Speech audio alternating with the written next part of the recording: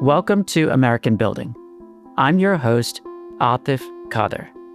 Join me as we explore the skylines and strip malls, the crosswalks and rail crossings, the balconies, the buildings, and the boroughs shaping the next generation of real estate. Let's build common ground. Today, our guests are Jordan Rogoff and Wayne Norbeck, the co-founders of Live Connected. The two met at Virginia Tech.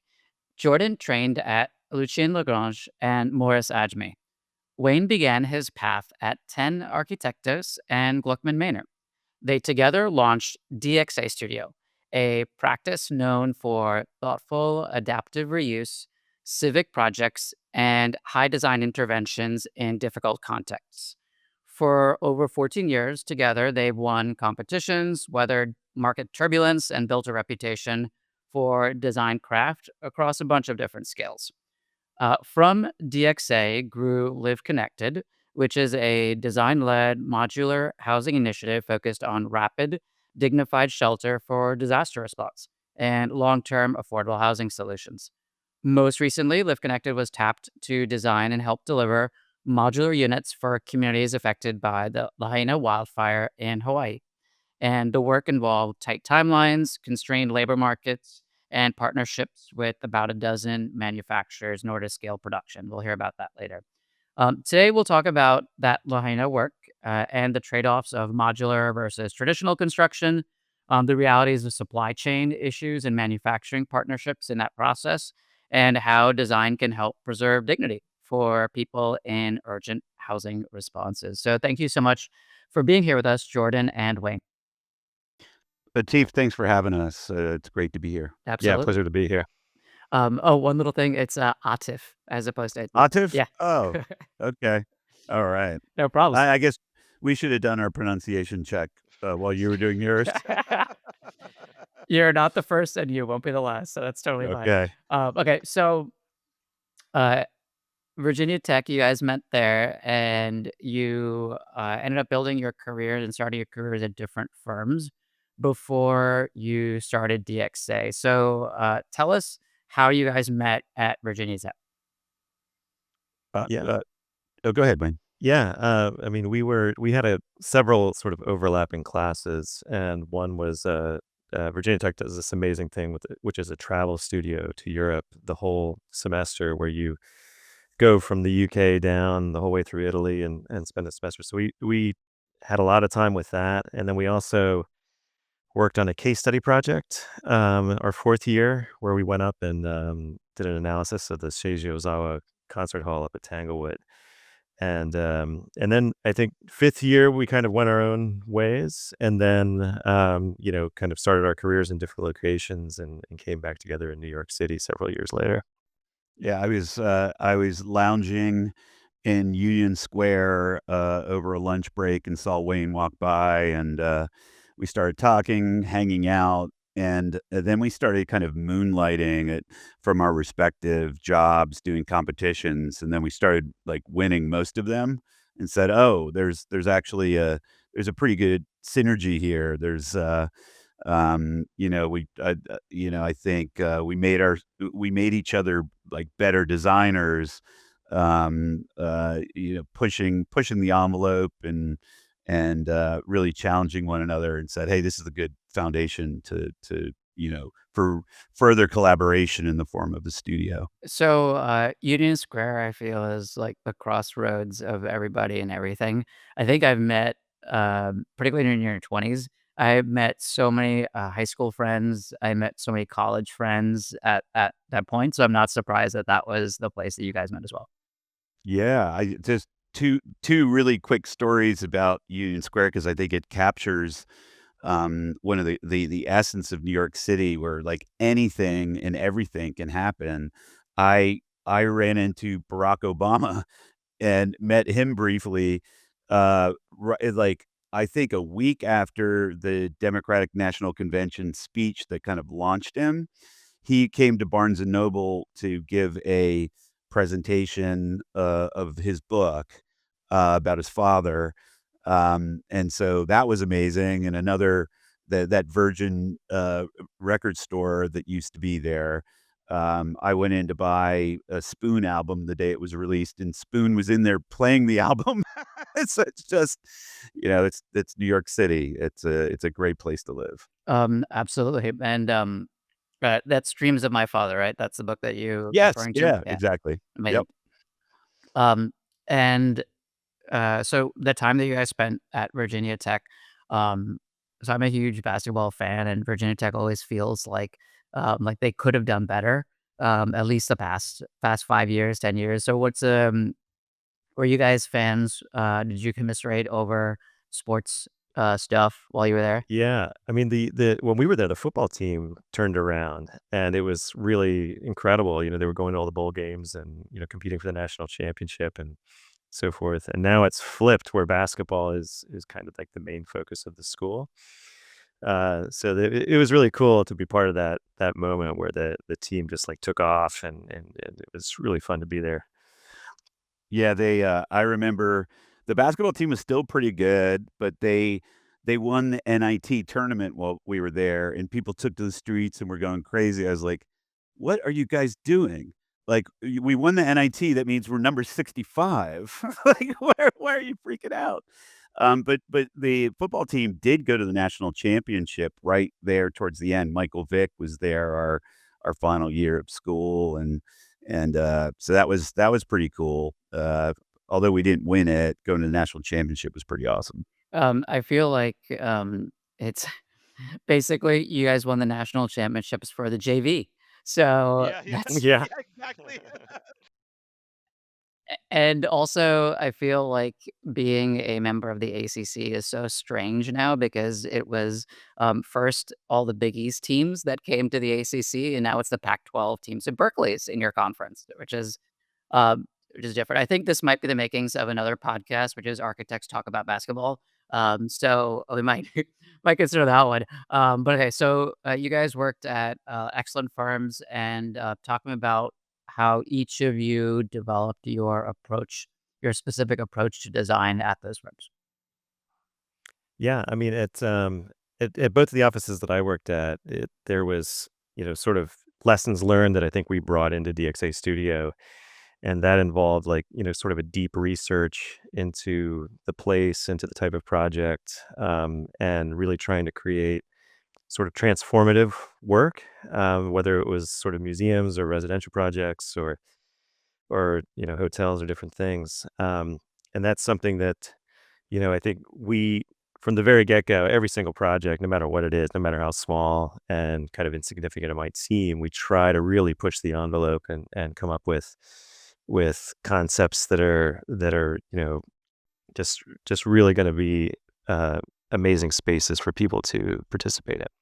Yeah, I think my experience with Lucian in Chicago, um, one of the kind of the indelible impacts that had was that Lucian um, really loved the carbide and carbon building, which is like a major piece of the Chicago skyline, and so that building was imperiled because it was sort of antiquated, with really terrible um, floor layouts. It had been an office tower for a lot of years, but had columns, like in some cases between 12 and 14 feet by like 14 and 16 feet. So there's not a whole lot you could do with it. And so there was legitimate conversation about demolishing this building. And so Lucian took action and had us draw out what can this be, and we identified it. Actually, those modules work perfectly for hotel, so we drew a series of plans, and shopped around and actually found a developer, and facilitated the landmarking of the building and essentially saved the building. And so this idea of adaptive reuse and architect as activist, really, was such a big impact, first major project for me to work on, and then that continued when I came to New York City and finishing the body of Aldo Rossi's work with Morris, Aldo's partner. Um, having a small hand in the Scholastic building, and that client kind of came with us when we started DXA. And just seeing that an architect could do more than sit back and wait for clients to come to him or come to them. They can kind of roll up their sleeves and like make opportunities happen. And so, like for the very first project to be something like that, I think has shaped how Wayne and I practice. That let us be the activists, let us make some noise and try to make the world a better place through that activism.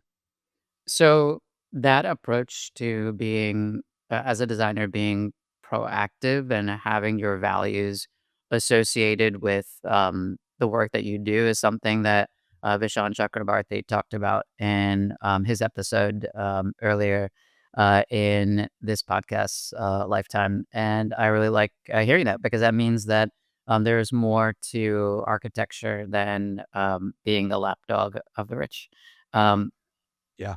uh, And I love his, palimpsest, for, Madison Square Garden and Penn Station recreation.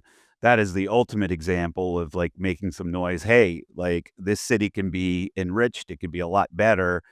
He put that out in the world, I believe unsolicited, to try to move the needle and increase the quality of experience for New Yorkers, and that is a prime example of that sort of approach. Excellent. And we're gonna have his partner, Richika, on their podcast later this Yeah, season. So we're excited to talk about her awesome. perspective about their work too. Great. You guys started winning competitions, and I think you mentioned earlier a little bit unexpectedly you were winning these competitions. How would you define the approach that you took to those early competitions and that secret sauce that allowed you to win things perhaps relatively earlier than you would have imagined? Yeah, I think one thing was, like, assembling a really great team. When we worked on the Haiti project, we had, Atelier 10 was sustainability consultant, Patrick Kalina, who was the VP of horticulture for the High Line, joined our team. And I think we had Silman and a number of other really interesting consultants that all came together to almost do kind of like a think tank approach and to kind of reimagine the project and think about like what a kind of ideal solution would be. Um, and so, we created a really wonderful design that responded well to the whole context. But in addition to that, we created a whole almost like a system approach where all of these different components work together to create a really thoughtful and meaningful place for the folks there. I think the other thing we did is we looked past this idea of kind of delivering a solution to housing down there that was, essentially made in the United States and dropped down there, Hmm. in favor of an approach where we actually flew down to Haiti and met with the community, and locally sourced all of the materials with the goal of the endeavor of building that housing, found its way directly back into that economy, and that the response to what we did, was in line with the cultural values, and it was kind of a more meaningful, like delivery of architecture than like a spaceship landing there with no with no benefits beyond just being a shelter. And, that resonated, that landed, and that experience of that kind of community engagement and kind of going beyond just thinking about the design and think about all the stuff that goes into design and how that, is a huge part of the opportunity of being an architect, that you can deliver a lot more than just a built thing, that the whole process can be beneficial, from start to finish. Amazing. Walk me through the conversations that started happening between the two of you, I'm guessing as you were winning competitions, to start, thinking about when does moonlighting um, become a firm on its own, becomes DXA connected? Like, or a DXA studio, what was that like? Yeah, so it was almost like we didn't have a choice. It was like so, I mean, it's a conversation we get asked that by a lot of our students down at Virginia Tech, like, "How did you guys know when it was time to go?" And, yeah, it was just kinda served to us on a silver platter, in terms of, like, we obviously hustled, and spent a lot of sleepless nights, grinding to get the competition stuff out in the world, but then when the press started popping up, um, we had this kind of like a 2-week period where like at least 3 or 4 clients asked one of us to go out to lunch and propose, "Hey, we know your true role at the firm that you are that you're currently located. Why don't we're considering this project? Would you consider jumping ship and doing this?" And so to have this like built-in kind of network and these people that wanted us to kind of step away and deliver for them. They saw an opportunity to get like a high quality product at a low cost because they saw stars in our eyes, right? They knew that we wanted to kind of explore things maybe a little bit differently, not to say anything negative about the firms that we were at. Mhm. Like I think we both loved the places that we were working, but we saw having a little bit more ownership or authorship of the kind of work that we were doing, perhaps a little bit more freedom, Mhm. um, and so we were able to really start the practice with a couple really substantial projects, kind of just ready to go, hand delivered, as it were. Yeah, it was the timing was fortunate because, we were kind of at the last remnants of the 2008 recession too, and so a lot of the clients, they wanted the kind of higher end design, but they didn't wanna pay the more established architects, the prices needed to be more in line, so it was a perfect moment for us because we could come out and engage at that point, give them a really great product, and just really took off from there. Amazing. So what was the path from DXA Studio to, Live Connected? So that there are a couple of things. The first one is that I grew up in a family of doctors. My grandfather, my father, their cousins, all physicians. I don't really know how that happened, but but my brother and I kind of went in the more artistic direction. He's a musician. I'm obviously an architect. But the conversations that I had with family and my dad in particular, really uh, focused on how is there an opportunity for those two worlds to kind of come together, in particular with some of the nascent technologies that were being developed. And my dad was very involved in the development of telemedicine. And so for the first decade of his endeavors, we just kind of chuckled and said, "Who wants to talk to a doctor on like a TV screen? That's crazy." Mhm. But man, he called it. And so he had a lot of success in that realm, and then with all the technologies that were kind of a part of that, you know, biometric monitoring, devices like the Apple Watch, that can monitoring your kind of well-being and just kind of keep an eye on you. Like, can we get more sophisticated technology like that that's not in a little gadget that you can or might not put on each day? Can the house just be kind of can where you live be keeping an eye on you? And so that really started a conversation. And at the same time, Wayne and I teaching at Virginia Tech, um, the professor that we taught with, who's a partner at Live Connected, Joe Wheeler, Mhm. is just a savant when it comes to modular.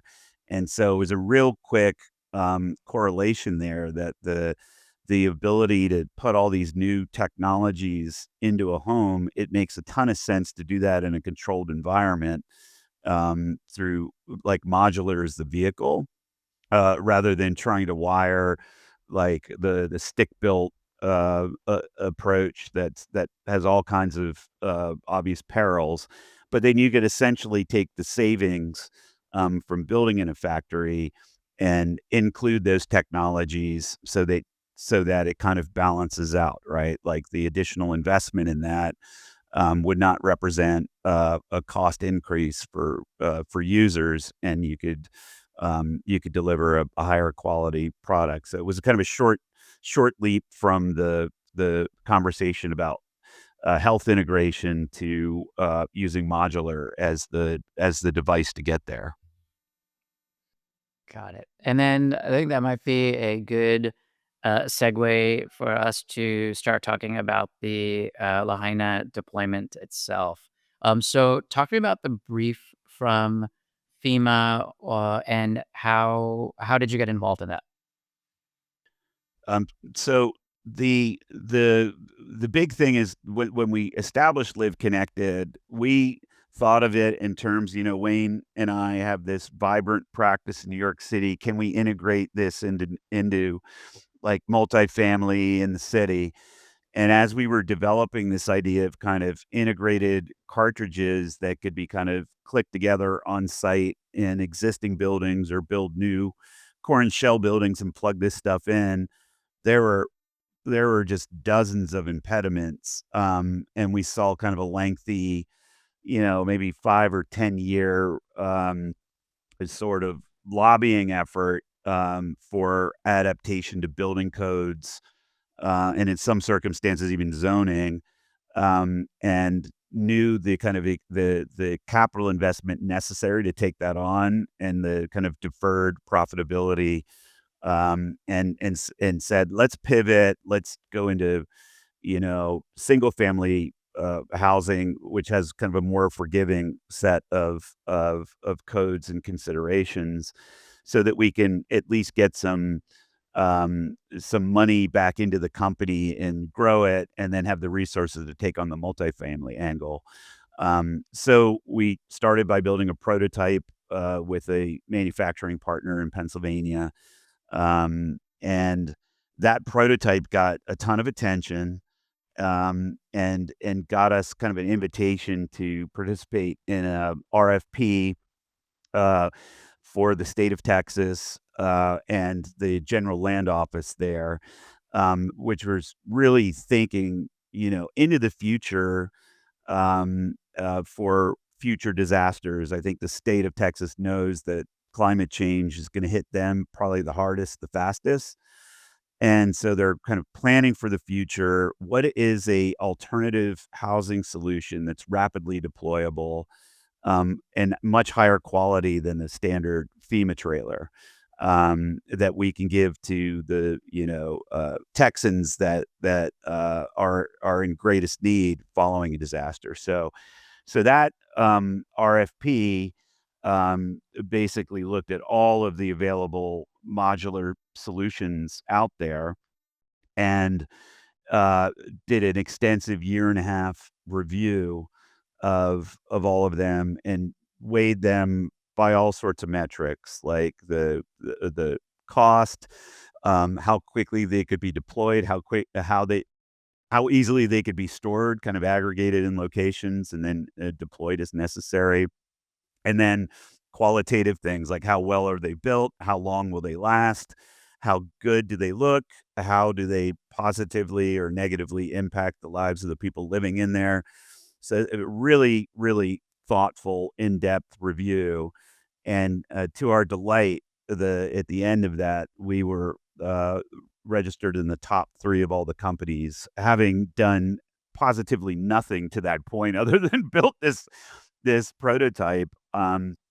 So anyway, that tome that Texas produced, we're in line for an award from the state, but it's a very slow moving, process. So while we haven't had the order from the state of Texas, that book has had major impact, to other states experiencing disasters, and it landed in Hawaii, and got us some attention to the point where we were at the International Builder Show in Vegas with one of our houses, and a large cadre of the top decision makers from FEMA came in, introduced themselves, and and said, just so you know, next month, this was in February of 24, next month we'll be issuing an RFP. We expect to see you submitting for it. And it was pretty clear there was an opportunity there. I think in large part because the state of Hawaii said no to the FEMA trailer. That's the states, despite all of the kind of political talk about FEMA, FEMA does not pounce on a disaster in a state without being invited by that state to provide assistance. So Hawaii and its governor, Josh Green, who we met through the process, was adamant that his constituents and the survivors of the Lahaina fire needed something better than the FEMA trailer. And FEMA, let us know that we were better. Something that we were trying to tell them. So through that process, we assembled a pretty significant team of a prime contractor in a group called Dynamic, based out of Baton Rouge, an excellent contracting team, and identified manufacturing partners for our concept. And it was a formidable team, and they were excellent through the interview process and in their capabilities to deliver. I think the state mandate was that there'd be 3 different manufacturers selected, and we were awarded the maximum number, which is about 2/3 of the contract, asked to deliver 109 homes and manufacture them in less than 2 months' time. So, the rest is history. So I want to understand the particular reasons why the state of Hawaii had said no to FEMA trailers. The New York Times article that'll be in the show notes that describes that goes through a lot of the issues. But I want to hear from the horse's mouth. What did you hear from them as to why they said peace? No. Yeah, I think in part was that the FEMA trailers, the sort of concept of the FEMA trailer is that it's only an 18-month solution. Hmm. Um, and then what you're seeing in places like, with Hurricane Katrina, that people are living them for like 10 plus years, and there's mold and formaldehyde issues, and they just very quickly outlive their useful life. And in the state of Hawaii, the intent was, we're going to be shipping these homes over. They need to be able to continue to be used in a sort of permanent way. So it was a really great position for the governor to take, that this is going to become permanent housing rather than a temporary solution that then ultimately often becomes permanent, and has a lot of issues surrounding it. So the design of the house became really important in terms of being able to become a regular house, essentially, just that it was able to be shipped to the site, and then people could live in them for a long period of time.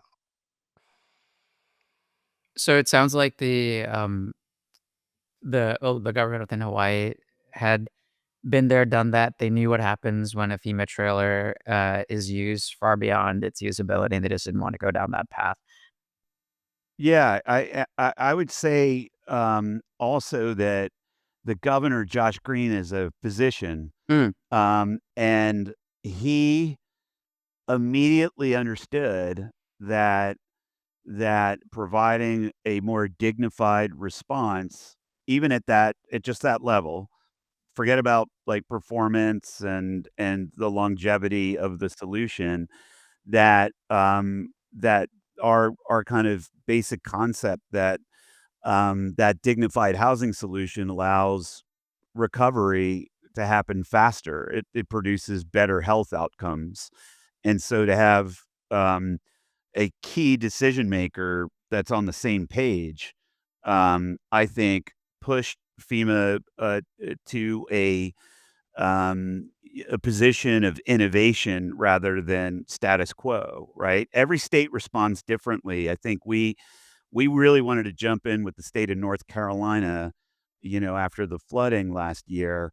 But their kind of response was, "We want the trailers." So every RFP that's come out of North Carolina has been like, what kind of trailer can you give us? What kind of siding? Will it have vinyl siding or will it have metal siding? And it was just like there was no room for innovation there. It was a status quo thing. So to in order to elevate this, it's not just the federal thing. It's a like the states got have to step up and push the envelope like the state of Hawaii did.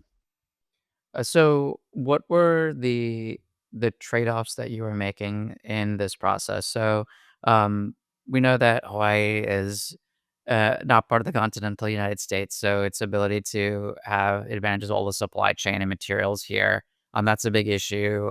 There, like the intent that you have is a really great one, which is to take a temporary shelter, make it permanent housing, but and have it be beautiful and dignified. But as you were doing this, what were the trade-offs that your constraints that you were working with? Yeah, I mean, one was, I mean, obviously there's always sort of budget issues that come up and cost cutting that needs to happen on almost every project. In this case, we had designed the home originally with a system that we call the click system, which we really prefer because it's that ability to flat pack the house and assemble it out of pieces that include sort of a separate bathroom, a separate kitchen, the walls and the floors and the roof. And the advantage with that approach is that we were able on the same flatbed truck, same size, to ship without, an oversized load, a single house that when it's assembled on site could expand and become much bigger. We could be 14 feet wide, 14-foot tall with a great ceiling height and this much more sort of dignified design. So that the design that we had there, the other thinking is that that can be stockpiled. We can have the different components ready to go in sort of disaster situations. Because the time frame was so limited here, we quickly had to find factories that were able to produce this many houses, and they were already tooled up to do a sort of volumetric approach, which was a single house at the Mhm. time. So that was a big shift, and we had to, quickly adapt the drawings. But what was good was that even through having to do that in a very compressed period of time, we were able to keep the spirit of the design intact. And in the end, the houses have a very similar effect that we would have had with the other design solution. Yeah, I think one of the other challenges is that um, the experience working with FEMA was excellent. They were supercharged to raise the bar and provide a much higher quality response. In particular, in the face of some of the unfortunate results of the response, in particular to Katrina, that had outcomes that included people living in those trailers for 15 plus years, when those trailers were not equipped to last that long. In fact, they're called 3-season trailers for a reason. They're not meant to be, permanent long term.